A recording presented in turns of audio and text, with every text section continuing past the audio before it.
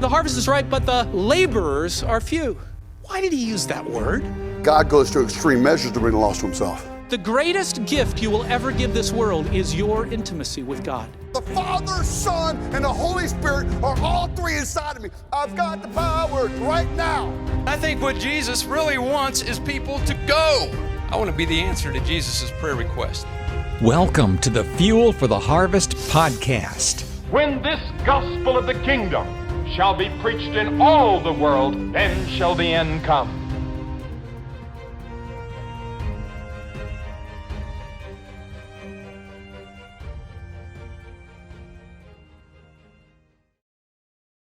Hey everyone, and welcome to this latest episode of Fuel for the Harvest. This is Charlie. And this is Nathan. We'll be your host for today. Thanks so much for joining once again this latest podcast.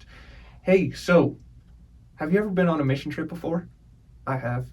And that was a weird way to start. But long story short, I have discovered that when we go on mission trips, especially short-term mission trips, we have this mentality of everywhere we go, everything we do, we're always looking for what is God up to in this moment. So I remember the very first mission trip that I ever went on back in 2013. I was ready. I was sitting at the airport, and every single person that was walking by me I saw as a potential opportunity to share the good news of Jesus.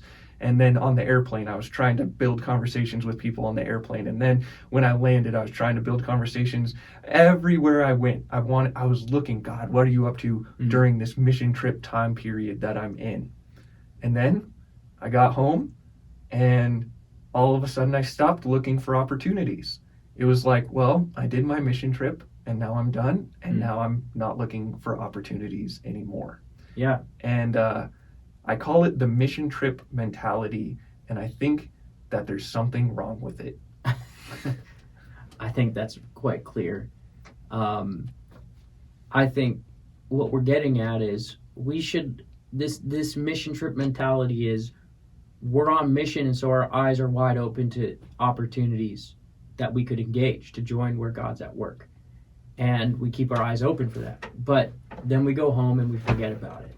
And we get into our daily routine. I think the question is, what would happen if we had our eyes wide open 100% of the time? I think that's what a kingdom laborer does, is look at the opportunities around me. What if I engaged them? And they may not always go how we think they should or want. It could be, there's this great phrase that distractions are the ministry. I think sometimes keeping our eyes wide open is taking hold of the opportunities, even if they're so-called distractions. Like, oh man, my car broke down. I was supposed to be at this meeting today, and I'm not going to be there because my car broke down. Now I got to call these guys to come tow my car. Whoa, hold on. How about these guys that are towing your car? Like, maybe that's it. Like, you're supposed to talk to them about Jesus, pray for them, encourage them, engage them somehow. I remember we broke down in the middle of the desert once as a family on our way to Lake Powell. We used to go there growing up every year. And so this cop had come to check out our truck and help us or whatever. And he's on the side, and we're just talking with him. And we start talking about Jesus with him, and come to find out he's a Mormon. And we got to share what God was up to in our lives. It was this awesome conversation with him. But that was a life that mattered to God, and we could have missed it easily.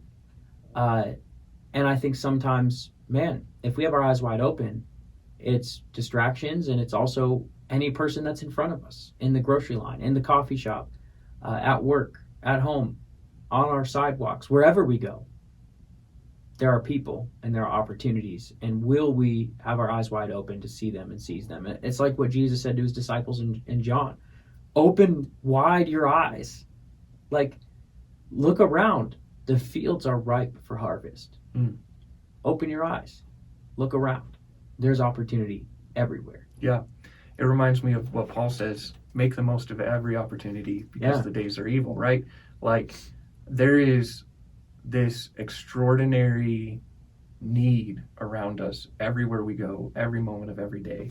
And they're like, what if we approached our everyday life in the same way that we approach going on a mission trip? What if we were looking for the opportunities that God was bringing our way? What if we were looking for open doors and open hearts and open conversations? What if we were being intentional about seeking those things out? Imagine the impact we could have for Jesus. And when I always think of this in terms of making the most of every opportunity. The most of some opportunities is simply a kind comment. The most of other opportunities is prayer. The most of other opportunities is preaching the gospel just right then and there. The most of other opportunities is leading somebody to Christ. So I always think to myself, Lord, I just want to do what you want me to do in this moment right here and now. What is it that you're calling me to do? And I'm going to go as far as the conversation will allow me to go, and then be okay with wherever it ends up. Yeah, there's a great quote by Jim Elliot. So Jim Elliot was a missionary who, just in the last generation, the 1900s, right? He launched down to South America to go to the Amazon to reach an uncontacted tribe, a dangerous tribe that speared people to death. They killed each other all the time. And God called him and his family and his friends and their families to reach these people. And they made contact with this tribe. They would fly this yellow plane over them and drop gifts to try and create connection, and finally made contact with them, made a friend with somebody, got them in their plane, took them for a ride. And then there was some conflict in the tribe, and so this tribal decided to lie, that they were horrible people. And the next time they landed, Jim Elliot and his friends were all speared to death. Gave his life for the gospel. Then the wives, those courageous women of God with their kids, decided to still engage the tribe and led them all to Christ. I actually got to meet the guy who had speared Jim Elliot, Minkaya, really interesting guy. But they all love Jesus now, and God changed them. But so imagine this, Jim Elliot, that kind of guy, he was just an ordinary kind of guy, and God called him. He said, wherever you are, be all there. Wherever you are, be all there. If you're in the Amazon, about to be speared, be all there. I think you couldn't help it at that point. If you're in your plane, looking down, be all there. If you're with your family, drinking a cup of coffee, be all there. If you're at work, be all there. Wherever you are, be all there. And I've read enough of his journals and his life in different books to know that he practiced that. Even before he went, he was all there, wherever he was, making an impact, sharing Jesus with people. And it's what Paul said. There's another verse which is almost similar to what you said, because the days are evil, is a different one. But this other one in Colossians 4:5 says, walk in wisdom toward outsiders, making the best use of the time, or making the most of every opportunity. I love this passage because you just heard the word time in this, make the best use of the time. There are two Greek words for time. One is chronos, and that's chronological. The seconds tick, the clock ticks, the hours go by, the minutes go by, the weeks go by, the months go by, the years go by, the calendar turns. It keeps going. You can't stop. You can't change chronological time, I guess, unless you're God and you pause time. But time is chronological. That's one use of the word. We all get that. But then there's another word used for time in the Greek language, which is a very different word, very special word. The best word in English, I think, would be flashpoint. It's this special moment in time, like that bursts into being that you can seize and take a hold of. And that's the word that Paul uses here. It's kairos. And the fascinating thing is that Paul's using the name of a Greek god named Kairos. And what they said in that day and age, the people who believed in this, was Kairos was this Greek god who on the front of his head had this spike of hair that shot out forward, and the back of his head was bald. And so if he was passing by you and you grabbed in that moment, if you seized the day, if you seized the moment and grabbed the front of his hair, he would become your slave and serve you. But if you didn't, he would pass on by, never to return. And I don't know, maybe he was spit shine. You can't grab the back of his head. He's gone. But that's the word that Paul uses there. That's the picture he wants us to have. Like, hey, make the make the best, seize the moments in front of you. Be wise how you act toward the lost. Seize the moment, because you don't know. It may never come back. And there are opportunities all around, every day, everywhere. And if we seize them, it might make all the difference. There was a moment that I witnessed that was a powerful time. I was with this team of young people on a discipleship trip, and we walked into this hotel. And there was a guy sitting on the edge of the hotel who just looked depressed, like he was having the worst day of his life. And so we walked over to him, and there was a girl on our team named Ashley who really engaged him phenomenally. And we just had this conversation with the guy. Hey, how you doing? What's happening? And he began to tell us, like, I'm not good, like, at all. And we're like, well, what's going on? And he began to tell us, well, I was going to go up into my hotel room tonight and drink myself to death. He wanted to kill himself, the worst day of his life.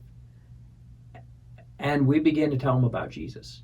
Hey, look, Jesus can change your life. He's changed our lives. And Ashley told him about her life, and she said, so Sean, what is it? You going to follow him? You want to believe? And he decided, he agreed to pray with us, to pray together. And years later, I had heard from him that he kept a rock in his pocket. And he said, hey, I keep this rock in my pocket from the hotel. I found this rock outside the front door. And I keep it there every day as a reminder of the day that my life was saved from committing suicide. That all happened because someone decided, hey, we're going to seize the moment. Absolutely. Like this team, they decided, this girl, 19-year-old girl, Ashley, decided, I'm going to seize the moment. I'm going to make the most of this opportunity that's in front of me. And it was an opportunity. This guy's depressed by himself, sitting on the side of a hotel lobby. Like, that's an opportunity. Or I remember being in that hotel lobby the next morning. I was so fired up by that moment. Like, I noticed a guy sitting by himself. I went and sat with him that morning for breakfast and just started talking with him and asking him about his day and telling him about Jesus. Like, that was an opportunity. You never know where the opportunities are. They're everywhere. Absolutely. I mean, it can't be overstated. The opportunities are everywhere. Just like that passage in John that you mentioned, like the fields are ripe for harvest, and it's just a matter of making the most of those opportunities. So I'm thinking that we should talk about from here, like, what is it that prevents us from taking those steps? And I think one of the things that prevents us is a sense of what we've talked about in a previous episode, which is we're so burned out and so stressed out and so tired that we have no bandwidth to engage with the people around us. So instead of having eyes out for whatever God might be up to in any given moment, we're preoccupied with the task at hand. So we're thinking to ourselves, well, I have to get to this meeting. And, like you said, the distractions are the ministry. I have to get to this meeting. I have to get here. I have to get here. I'm picking up my kids from soccer practice. I'm doing this. I'm doing that. Blah, blah, blah. Just numerous things that we have to do in a day. I think sometimes we're just too busy to make the most of every opportunity. We've scheduled ourselves out of engaging fully in the mission that God has put us here to do. I think sometimes we're just blind. Yeah. Like, we don't flip the switch to say, hey, open my eyes, look around, pause for a second. Is that person okay? Or I wonder how this person's doing. Or I wonder what God wants to do in this place. And just pausing for a second everywhere we go with every person to say, I wonder if there's an opportunity here. Yeah. And seeking that out. Opportunities don't open themselves up, Right. I've discovered, for anything in the kingdom. There's this great verse in Matthew, depending on the translation. The older Amplified has this translation specifically, but the kingdom is forcefully advancing, and forceful men lay hold of it. It's like, you got to take hold of it. Yeah. It's in front of you everywhere. Just like Paul said, make the most, like, seize the opportunity. If you don't, it will just pass by. Right. I think another one is that we feel ill-equipped. And if you're part of an older generation, that word might mean something different than if you're part of a younger generation. So I think for younger generations, that sense of being ill-equipped is I really don't have a firm grasp of how to engage somebody in a conversation. Like even in like a normal everyday conversation, it can be challenging. Maybe you feel shy, maybe you have anxiety, whatever.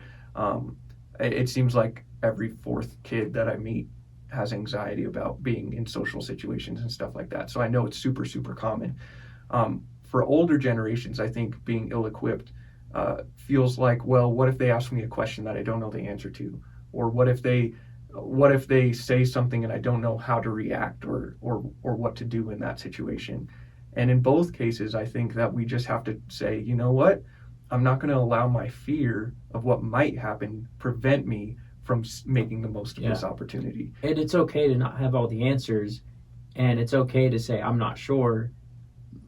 Like, you know what? Just do the best you can. Let love tell you what to do. Like, I'm going to love God and love this person. And when you say let love tell you what to do, basically it's like loving people is not as complicated as we make it. Yeah. Like it can be costly and difficult, but you know in your heart what needs to happen. You allow yourself to discover what is needed in any given situation, whether that's just a listening ear, or maybe that's you need to buy them a meal or a coffee or whatever. I mean, like it's more internal to us. It's more natural to us than maybe we think. Yeah, I think another thing that prevents us is a sense of what if something actually happens here. I had this high school teacher who said, why do you think guys are so afraid of asking girls out? And everybody was like, well, they're afraid of being rejected. He's like, well, maybe. I think that more often than not, they're afraid that their girl's going to say yes, and then they're going to be on the hook to do something about it. I never felt that way. I never even thought. You really think that's true? Oh, I do. I never once felt that way. I was just afraid of the rejection. Yeah. I think on one hand, there of course is the rejection, and that applies to this situation as well, right? There's rejection on one hand, but on the other hand, there's like, well, what if this person like what if something happens and like now I'm on the hook to like disciple this person and engage this person? And let me just tell you, in both cases, that's the easy part for me. I'm like, even in that, I'm afraid of the rejection more. In both cases, there is joy. Yeah. There's joy in like even someone angrily rejecting you because you got to experience what it means to follow Jesus. And there's joy in watching someone decide to follow joy that you've never experienced before in watching somebody decide to follow Jesus if you've never watched someone or if you've never led somebody to Christ. It's this amazing, life-giving, it's kind of like a drug a little bit. Like you're like, man, I want to feel that again. Yeah, it's true. I think that really does cover why we miss these moments, why we don't seize them. We don't know, man. Like, you're right. The joy, the impact, it's so worth it. And Jesus is worthy of it. And why would we not? Absolutely. I think there's no reason not to keep our eyes open, look for the people around us, say, God, what are you doing? How can I join you? How can I love people? How can I proclaim who you are? Right. Every day, everywhere. And I think it comes down to having this uber awareness of God's presence with us. Like, you plus Jesus is toothpick duct tape to a lead pipe. Anything is possible when you have You're Jesus. the toothpick, by the way. Yeah. And he's Jesus the lead is the pipe. lead pipe. It's you're not going to be bent or broken when you have Jesus with you. And I think that's part of what it means when Jesus is talking about being salt and light in this world. Like, wherever you go, whatever you're doing, you are representing Christ. Your hands, your feet, your words, your actions, everything about you is representing Christ, and it should be representing Christ. And hopefully what you'll discover is that the more you represent Christ, the more you just let yourself love other people and care for other people and see other people and engage with other people, the more you're going to see opportunities to see people decide to follow Jesus. I'm often struck by people who are like, yeah, I've never led somebody to Jesus. And I'm like, okay, there's dozens of possible reasons for that, but I suspect that a reason at the top of the list is that they're not they're simply ignoring the opportunities that are right in their face every single day. Yeah, I think it comes down simply to see beyond our clicking minutes and seize the moments God has for us. And we could overcomplicate it, but it's really not that complex. Open your eyes, look at the people around you, and say, how can I show or share Jesus? That's it. And seek to do that. And do it with a mighty amount of prayer under your breath. Yeah. And don't ever neglect to recognize that Jesus is the one doing the heavy lifting. Like, he's the one who can change somebody's heart. And it's his burden that's light that we talked about recently on another episode as well. His burden that's light. I often find myself praying two prayers. One is a prayer that the president of our ministry often encourages others to pray, which is, I can do all things through Christ who gives me strength. Call it the 10-finger prayer. And the second is... If you're like, why is that a 10-finger prayer? There's because 10 words. I can do all things through Christ who strengthens me. 10 words. Yeah. The second prayer that I often find myself praying is, Lord, please do the heavy lifting that I can't possibly do. Like, I know that I'm not God's gift to humanity. I don't know what to say in every situation. Can you please give me wisdom in this moment? Can you please help me to know what to say, what not to say? Can you please be at work in the heart of the person that I'm about to engage with, to open them up and maybe even have them ask me a question about Jesus? How great would that be? That I don't even have to start the conversation. They start the conversation. How amazing. Yep. And at the same time with that, I believe it is our job to start the conversation. Oh, yeah, of course. I always love when others do, but we can't use that as an excuse to not engage. Yeah. I always find myself praying, Lord, use me, and Lord, please show up. Yeah. Lord, use me, work through me, and please show up. I'll be sitting with somebody sometimes praying like, God, please show up. Please do it. And he does. Oh, yeah. And he changes lives, and it's exciting. It is. It's very exciting to be a part of it. Well, let's keep getting after it for the kingdom, seizing the moments in front of us, making the most of the time, making the most of the opportunity, being wise, how we act among those who don't know Jesus. Thank you guys for joining this episode of Fuel for the Harvest. God bless you and see you next time.